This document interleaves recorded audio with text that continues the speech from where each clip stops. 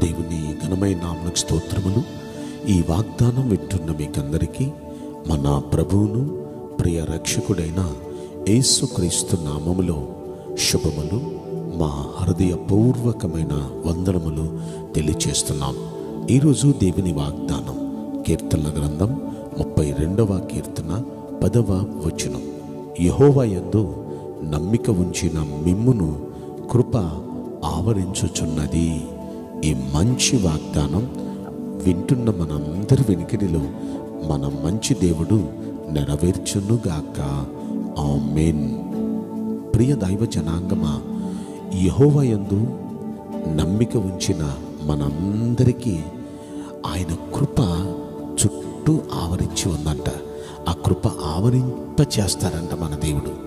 ఏమండి, దేవుని కృప మన మీద మన చుట్టూ ఉంటే ఏ విధంగా ఉంటుంది? బైబిల్ గ్రంథంలో ఆయన యందు నమ్మిక ఉంచిన దావీదు పట్ల దేవుడు ఎలా కృప చూపించారో మీకు చెప్తాను నేను. దావీదు దేవుడంటే అచంచలమైన నమ్మకం. ఏ పని చేసినా ఆయన ప్రార్థన చేసుకొని దేవుడి మీద భరోసా వేసి ఆ పని చూసుకుంటూ వెళ్ళిపోయేవాడు విశ్వాసంతో.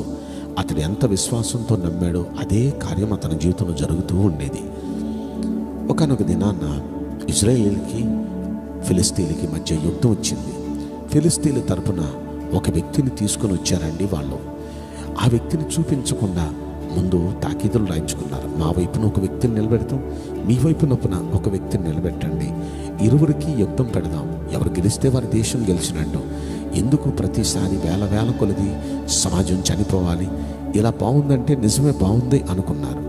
అయితే ఆ కాంట్రాక్ట్ అయిపోయిన తర్వాత వెంటనే కుదుర్చుకున్న తర్వాత వాళ్ళ వీరుడైన గొలియాతును లేపారు. ఇప్పుడు గొలియాతును చూస్తే అసలు హడలెత్తిపోతున్నారు ఇశ్రాయేలీలంతా. 40 రోజుల టైంలో మా హీరోని మీరు కొట్టలేకపోతే మీరు మా కింద బానిసలు అయిపోవాలి అన్నారు. ఇప్పుడు వీళ్ళు ఏం చేయాలో అర్థం కాని పరిస్థితులు టెన్షన్ పడుతూ ఉంటే 40వ రోజు కూడా వచ్చేసింది. ఇప్పుడు ఈ 40వ రోజున దావీదును దేవుడు ప్రేరేపించి ఆ స్థలానికి తీసుకుని వెళ్ళాడు. దావీదు అక్కడికి వెళ్ళేటప్పటికి ఇశ్రాయేలీలంతా తలదించుకున్నారు. ఫిలిస్తీన్లంతా వారు ఎంతో ఆనందంగా జయ నినాదాలు చేస్తున్నారు. చాలా వేదన పడ్డాడు. సున్నతి లేని ఈ ఫిలిస్తీను జీవం గల దేవుని ముందు ఏ పాటివారు? నేను వెళ్ళి అలా కుట్టేస్తానన్నాడు. అయితే ఇప్పుడు ఇతగాన్ని పంపించాడు. రాజు ఇతన్ని పంపించినప్పుడు ఆ ఫిలిస్తీన్ల వీరుడు గొలియాతు అంటాడు, నేనేమో కుక్కను అనుకుంటున్నావా? నువ్వు రాళ్ళు ఏరుకొని వస్తున్నావు నా మీదకి అన్నాడు. అంటూనే తన చేతిలో ఉన్న ఈటను విసిరాడు.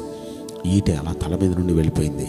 ఇప్పుడు అతడు కూడా ఒక మాట అంటున్నాడు, నువ్వు కత్తిని, ఈటిని, బల్యాన్ని, నీ బలాల్ని చూసుకొని నా మీదకి వస్తున్నావు. అవేవి నాకు లేవు. కానీ నీవు తిరస్కరిస్తున్న ఇశ్రాయేలు దేవుడు, సైన్యములకు అధిపతియగు యెహోవా నా పక్షాన ఉన్నాడు. ఆయన పేరట నేను నీ మీదకు యుద్ధానికి వస్తున్నాను. ఈరోజు నా దేవుడు నీ తలను నాకు ఇవ్వబోతున్నాడు. నీ తలను నేను నరికి నీ ముందే ఆకాశ పక్షులకు, అడవి మృగాలకు నేను ఆహారంగా వేయబోతున్నాను. ఎంత నమ్మకంగా చెప్పాడు. దేవుని యందు నమ్మిక ఉంచిన ఈయనని దేవుని కృప ఆవరించింది. ఎప్పుడైతే దేవుని కృప ఆవరించిందో చిన్న చిటికేసినంత తేలికలో అతన్ని ఆ రాయి విసిరితే నొసరలో తగింది. బోర్ల పడిపోయాడు. గబగబా వెళ్ళిపోయి అతని కత్తి తీసి అతని పీక నరికేసి చేత్తో పట్టేసుకున్నాడు. 40 రోజులు ఇశ్రాయేలీలందరినీ గజగజలాడించిన ఈ ఫిలిస్తీయుడైన ఈ గొలియాతు ఒక్క దెబ్బకి, దావీదు దెబ్బకి చచ్చిపోయాడు, తల తీశాడు. ఎంత బ్రహ్మాండమైన కార్యమండి. ప్రియ దైవ జనాంగమా, దేవుని కృప ఒక వ్యక్తిని ఆవరిస్తేనే ఎంత గొప్ప విజయం కలుగుతుంది. అయితే ఇంత గొప్ప కృప ఆవరించడానికి గల కారణం యెహోవా యందు దావీదు నమ్మిక ఉంచాడు. ఇంకొక మాట కూడా మీకు నేను గుర్తు చేస్తాను. ఇశ్రాయేలీలు వారి యాత్రలో యెరికో కోటగోడ దగ్గరికి వచ్చారు. ఇప్పుడు యెరికో కోటగోడ దగ్గరికి వచ్చేటప్పటికి పెద్ద వైశాల్యం ఉన్న గోడ. ఏం చేయాలో అర్థం కావట్లా. ఆ గోడ దాటడం వీరి వల్ల కాదు. అప్పుడు ఏం చేయాలి ప్రభువా అని ప్రార్థించాడు యెహోషువ. దేవుడు ఒక మాట చెప్పాడు, నువ్వు పని చేయి. ఇప్పుడు ఈ యెరికో కోటగోడ చుట్టూ రోజుకి ఒకసారి దాని చుట్టూ మౌనంగా తిరగండి. 7వ రోజున దాని చుట్టూ 7 సార్లు మౌనంగా తిరగండి. అయిపోయిన తర్వాత ఒక్కసారిగా ఆ చుట్టూ మీరు నిలబడి మీ చేతుల్లో ఉన్న బోర్లు పోతండి. మీరు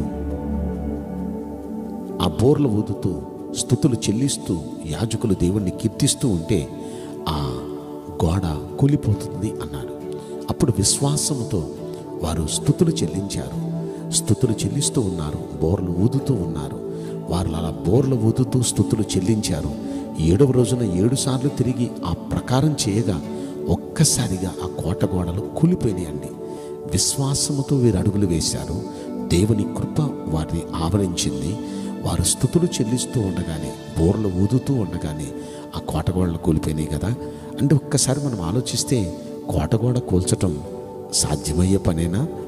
ఆ కోటగోడ స్తుతులు చెల్లిస్తే కూలిపోయింది అంటే విశ్వాసంతో వారు చేశారు. దేవుడు చెప్పిన మాట ప్రకారం విశ్వాసంతో చేశారు. అదే దేవుని కృప వారిని ఆవరించడానికి గల కారణమైంది. ఇలా బైబిల్ గ్రంథంలో భక్తులందరూ ఆయన మీద నమ్మకం ఉంచి ఆయన చెప్పినట్టు చేశారు. దేవుడు ఆయన కృపను ఆవరింపచేశాడు. అద్భుతమైన విజయాలు వారి జీవితంలో చూచారు. ఒక దావీదే కాదు, లేకపోతే ఒక ఎరుకో కోటగోడల దగ్గరే కాదు, ఇలాంటి సందర్భాలు బైబిల్ గ్రంథం నిండా విశ్వాసముతో నమ్మకంతో వారు చేశారు. ఆయన కృప చెప్పున అద్భుతాలు దేవుడు వారి జీవితాల్లో చేశారు. కాబట్టి ఈ వాగ్దానం వింటున్న ప్రియ దైవ జనాంగమా, ఈ వాగ్దానం వింటున్న మీరు ఆయన యందు నమ్మిక ఉంచుతున్నారు కాబట్టి ఖచ్చితంగా ఆయన కృప మిమ్మును కూడా ఆవరింపజేసి అద్భుతమైన విజయాలు మీకు ఆయన అనుగ్రహించునుగాక. ఆమేన్. నేను మీకోసం ప్రార్థన చేయబోతున్నాను. పరిశుద్ధుడా, ప్రేమగల యేసురాజా, మీ పరిశుద్ధ బంగారు పవిత్రమైన నామమునకు నిండు మనసుతో కోట్ల కొలదిగా స్తుతులు స్తోత్రములు వందనాలు చెల్లిస్తున్నాం. ఈ వాగ్దానం వింటున్న ప్రియుల జీవితంలో దయచేసి ఈ వాగ్దానం నెరవేర్చి కృప చూపించండి. నీ అందు నమ్మిక ఉంచిన వీరిని కృప ఆవరించునుగాక. నిశ్చయంగా నీ కృపను అనుగ్రహించి మీరు తృప్తిపరచమని ఈ కొద్ది మనవులు నజరుడైన యేసుక్రీస్తు ప్రశస్తమైన నామములో మిక్కిలి వినయంతో ప్రార్థించి బ్రతిమలాడి వేడుకుంటున్నాం ప్రియ పరలోకపు తండ్రి. Amen. May God bless you all. Thank you.